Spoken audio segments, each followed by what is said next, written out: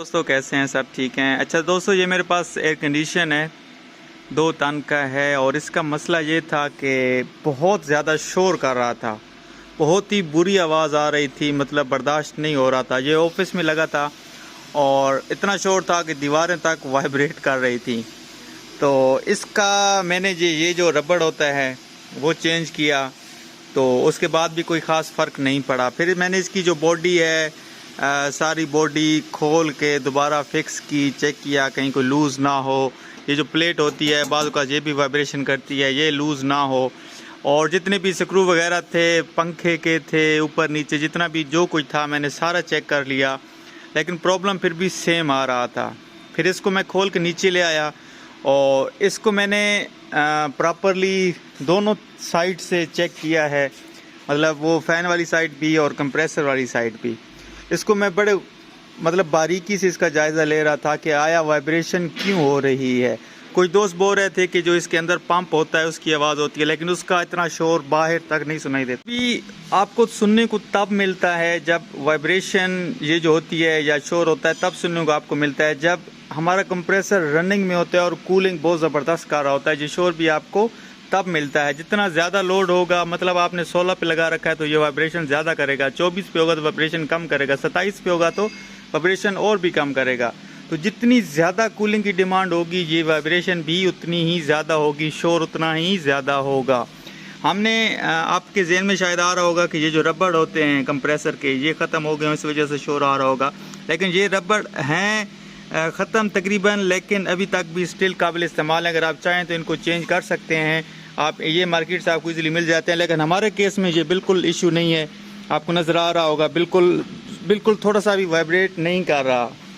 उसके बाद क्योंकि ये काफ़ी पुराने टाइम से चल रहा है तो ज़रूरी बात है कि कंप्रेसर इसका थोड़ा बहुत गर्म होता होगा, उस वजह से हमारी ये जो कॉपर ट्यूब है ये थोड़ा बहुत आगे पीछे मूव कर जाती है, क्योंकि स्टिल जब रनिंग कंडीशन में होता है तो गैस चल रही होती है, प्रेशर होता है, तो उस वजह से भी थोड़ी बहुत हमारी जो ट्यूब्स होती हैं वो आगे पीछे होने के खदशात होते, इतनी नहीं लेकिन बहुत मामूली सी इनमें आ जाती है, तब्दीली आ जाती है। तो हमारे केस में क्या था कि मैं आपको दिखाता हूँ, एक ये पॉइंट नोट कर लें कॉपर ट्यूब का, और दूसरा ये पॉइंट नोट कर लें। तो जब मैंने इसको नीचे उतार के बग़ैर गैस के चलाया तो बिल्कुल थोड़ा सा भी शोर नहीं कर रहा था, तो मुझे थोड़ी परेशानी हुई। फिर मैंने इसमें गैस चार्ज की, इसके साथ इंडोर यूनिट कनेक्ट किया। इंडोर यूनिट कनेक्ट करने के बाद जब मैंने इसको चलाया और 16 पे चलाया तो फिर मेरे सामने सारी इसकी जो रीज़न थी वो आ गई कि ये शोर क्यों कर रहा है। अच्छा, मेरे केस में क्या था कि ये जो कॉपर ट्यूब है, ये दोनों कॉपर ट्यूब और इस जगह से कॉपर ट्यूब, ठीक है, जब ये कंप्रेसर स्टार्ट होता था तो थोड़ी बहुत वाइब्रेशन कंप्रेसर करता है, तो उस वाइब्रेशन से ये जो दोनों पाइप हैं आपस में टच हो रहे थे और बहुत बुरी किस्म की आवाज़ आ रही थी, क्योंकि कंप्रेसर काफ़ी स्पीड में चलता है। अभी इस तरह मैं करूँ भी सही तो आपको शायद थोड़ा बहुत सुनाई देगा, लेकिन ये जब स्पीड में चलता है तो बहुत ही ज़्यादा बुरी आवाज़ आ रही थी, इधर से आ रही थी। जब मैंने नोट किया कि इसका जो पंप है वो बिल्कुल आवाज़ नहीं दे रहा, ऐसी आवाज़ नहीं दे रहा जो तंग करे। और नीचे भी मैंने इसको टेबल पे रखा हुआ है, लोहे का टेबल है, आपको नज़र आ रहा होगा, तो टेबल पे रखा हुआ है, नीचे से भी कोई आवाज़ ऐसी नहीं आ रही थी। तो जब मैंने इसको काफ़ी टाइम इस्तेमाल किया, चेक किया, तो मुझे ये जगह और ये जगह से शोर आ रहा था। तो मैंने क्या किया, आपको नज़र आ रहा होगा, अभी अब शायद आपको नज़र आ जाए थोड़ा सा, तो इस जगह को मैंने थोड़ा सा दूर कर दिया है हाथ से, थोड़ा सा इसको मैंने इस तरह करके थोड़ा ज़ोर लगा के इसको मैंने इससे दूर कर दिया, एयर कंडीशन को बंद करके इसको मैंने दूर कर दिया। और इस जगह को भी आपको नज़र आ रहा होगा, मैंने इसको थोड़ा सा दूर कर दिया है।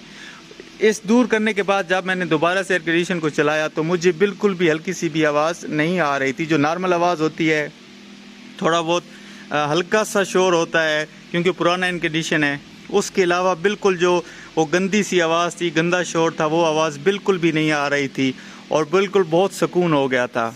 हो सकता है अगर आपका वाइब्रेशन एयर कंडीशन है वो वाइब्रेशन कर रहा है, शोर कर रहा है, तो अब आप उसको एक दफ़ा खोल के ज़रूर चेक कर लें, हो सकता है कि यही रीज़न आपके साथ भी हो। इसमें ज़्यादा मसले नहीं हो सकते, एक या तो ये हो सकता है कि जो कंप्रेसर के रबड़ हैं वो ख़त्म हो चुके हैं, या जो पूरे एयर कंडीशन का ये जो बेस होता है इसके रबड़ ख़त्म हो चुके हैं, या ये ट्यूबिंग जो है वो टच हो रही हैं, या ये जो सेंटर प्लेट होती है ये लूज़ हो गई है चलते चलते, या इसका जो फ़ैन होता है नीचे आपको नज़र आ रहा होगा, ये जो फ़ैन है ये लूज़ हो या टेढ़ा मेढ़ा हो तो उस वजह से भी एयर कंडीशन वाइब्रेशन करता है। लेकिन जो हमारा केस था वो मैंने आपके साथ एक्सप्लेन कर दिया है। उम्मीद है वीडियो आपको अच्छी लगी होगी। बहुत शुक्रिया वीडियो देखने का। वीडियो अच्छी लगी है तो चैनल को ज़रूर सब्सक्राइब कर दीजिएगा। Thank you very much. अल्लाह हाफिज़।